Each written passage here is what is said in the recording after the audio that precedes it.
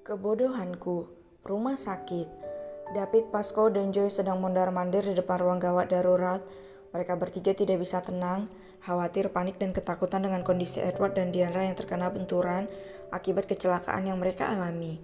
Bahkan Otnell yang juga terluka karena serpian kaca tidak mempedulikan dirinya dan memilih ikut memeriksa keadaan putranya dan adiknya. Sial, Diandra. Istriku, anakku, Edward. Kenapa ini terjadi? David menangis di depan ruang operasi. Bajingan mana yang melakukan ini pada adikku? Sial. Pekik Pasco, dia meremas kepalanya dengan kesal dan marah. Hancur sekali hati Pasco dan Joy saat mendengar kabar kecelakaan itu. Bagaimana ini Kak, Diandra, Baby Bubu, dan Edward? Hicks, kenapa bisa begini? Joy menangis tersuduh-suduh sambil memeluk suaminya. Benar-benar kejadian yang tidak bisa mereka prediksi. Diandra, tangisan David terdengar di seluruh lorong rumah sakit begitu sakit dan menyedihkan. Kejadian beberapa saat lalu, Otnell mengemudikan mobil dengan Diandra dan David di belakang, serta si kecil Edward di depan bersama Otnell. Rencananya, sebelum pulang ke rumah mereka akan singgah di toko pakaian anak-anak untuk membeli pakaian Edward. Edward mau pakaian seperti apa? Tanya Diandra dengan senyuman manis. Edward berdiri dan berbalik melihat Diandra dari depan. Otnell mengemudi dengan hati-hati dan dengan kecepatan sedang. Edward suka yang mana aja, yang penting bisa dipakai. Seru bocah kecil pemilik mata biru yang sangat menggemaskan itu. Beneran? Kalau gitu Aunty beliin baju Barbie mau pakai? Celetuk Diandra. Gak apa-apa Aunty, kalau Aunty tega lihat Edward ini jadi badut kayak Daddy. Edward gak apa-apa selama Aunty senang. Kekeh bocah kecil itu. Manisnya ponakan Aunty, suruh Diandra sambil menguyel-nguyel pipi gembul bocah Eropa itu. Iya dong, suruh Edward dengan senyuman manis. Nak, duduk yang benar, kita lagi di jalan sayang, nanti kamu jatuh, ucap David. Oke, Uncle, suruh Edward sambil menghormat ke arah David dan sukses membuat mereka semua tertawa dengan tingkah bocah kecil itu. Mereka melaju dengan lambat kemudian berhenti di lampu merah. Setelah lampu berubah menjadi hijau, mereka kembali melaju. Namun tanpa disangka-sangka, sebuah mobil hitam melesat dengan kecepatan tinggi menghantam bagian samping mobil. Namun beruntung Arnold cepat menghindar. Dia melaju dengan kencang meski mobil mereka sempat oleng dan jendela mobil pecah. Diandra, pekik David saat melihat istrinya terkena serpian kaca dan melukai tubuh wanita itu. Benturan itu juga membuat Diandra terguncang. Kak David, baby, pekik Diandra sambil memeluk perutnya. Dengan erat berusaha melindungi baby Bubu agar tidak terkena serpian-serpian itu. Edward, nak, bangun. Pekik Otnell dengan wajah panik saat melihat Edward tak sadarkan diri karena benturan keras yang menghantam sisi mobil itu. Mobil mereka berputar 360 derajat tepat setelah mobil misterius tadi menabrak mereka dengan kecepatan tinggi. Panik, khawatir, dan marah, Otnell dan David benar-benar kalut saat ini. David memeluk istrinya yang terguncang dan tak sadarkan diri sambil memeluk perutnya dengan beberapa luka di wajah dan tubuhnya. Edward sendiri terbentur ke sisi jendela mobil dan kepalanya berdarah hingga bocah kecil itu tak sadarkan diri. Tidak, putra Daddy, nak, bangun nak. Tidak. Edward bangun. Pekik Otnell sudah menghentikan mobilnya. Dia menangis sambil melihat kondisi Edward dengan perlahan. Diandra, ya Tuhan, bagaimana ini?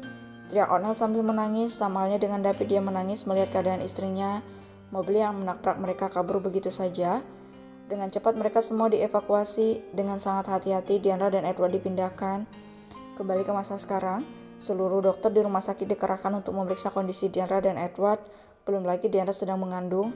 Mereka sangat takut jika terjadi sesuatu pada salah satu dari ibu dan anak itu. Sedangkan Edward ditangani langsung oleh Otnell.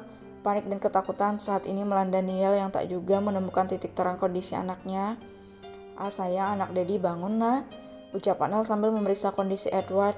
Tangannya gemetaran, tubuhnya lemah, dan dia ketakutan saat melihat detak jantung putranya semakin melemah. Dok, biar kami yang menangani ini, ucap seorang dokter yang juga bertugas bersama Otnell. Tidak, anakku, dia harus hidup.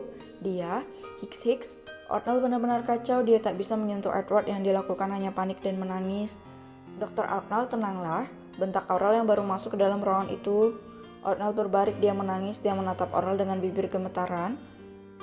Kristo, bawa Arnold, tenangkan dia biar aku yang menangani Edward, ucap Aurel pada si kembar yang juga turut serta ke rumah sakit tepat setelah mendengar berita kecelakaan itu. Anakku kak, dia melemah, tolong Edward. Hicks, tolong anakku, ucap Arnold sambil berlutut di hadapan mereka dan menangis terseduh-seduh di hadapan kakak-kakaknya. Aurel menahan air matanya, dia harus kuat dalam situasi ini. Benar-benar menyedihkan, tapi harus ada yang bisa berpikir jernih saat ini. Si kembar membawa Arnold yang menangis dan membiarkan Aurel mengambil alih operasi Edward bersama dokter-dokter lainnya. Arnold dibawa keluar oleh si kembar. Jujur saja si kembar bisa merasakan kalau Arnold benar-benar merasa tidak berguna saat ini. Kak anakku, bagaimana ini? Aku yang salah, aku yang bodoh, aku tidak bisa melindungi putraku dan juga Diandra. Ini karena kebodohanku. Pekik Arnold, air matanya jatuh menetes membasahi wajahnya. Niall, sadarkan dirimu. Pekik seseorang yang tak lain adalah David yang juga ikut dalam kecelakaan itu. David, Hicks, maafkan aku membuat Diandra dalam bahaya, maafkan aku salah, ucap Arnold yang mulai meracau tak jelas. Niall, tenangkan dirimu, Diandra dan Edward butuh kita, jangan sampai kau melemah, anakmu menunggumu Niall, tegas Joel yang baru tiba bersama Ara. Arnold, tenang, ini bukan salahmu. Apapun caranya aku akan menemukan bajingan yang membuat Diandra, Baby Bubu dan Edward dalam bahaya, tegas Pasco. Dia benar-benar larut dalam kemarahan saat ini. Hei kalian semua, tenanglah dulu, jangan membicarakan itu sekarang, masalah siapa pelakunya akan kami bantu menyelesaikan semuanya, jangan khawatir, ucap Kristan. Sekarang kalian tenangkan diri, kita menunggu hasil pemeriksaan dokter, tambah Kristo. Mereka semua diam dan menurut, yang bisa mereka lakukan saat ini hanyalah menunggu hasil pemeriksaan Diandra dan Edward. 1 jam telah berlalu sejak Diandra dan Edward masuk ke dalam ruang pemeriksaan. Kemudian, pintu ruangan operasi Diandra dibuka, tampak dokter kandungan dan dokter lainnya keluar dari dalam ruangan dengan wajah lega. Bagaimana istri saya, dok? Tanya David yang langsung menghampiri mereka. Tenang tuan, Nyonya Diandra dan janinnya sudah dalam keadaan stabil saat ini. Ini sebuah keajaiban melihat mereka pasti mengalami benturan keras, tetapi janinnya tidak mengalami masalah sedikit pun. Jelas sang dokter.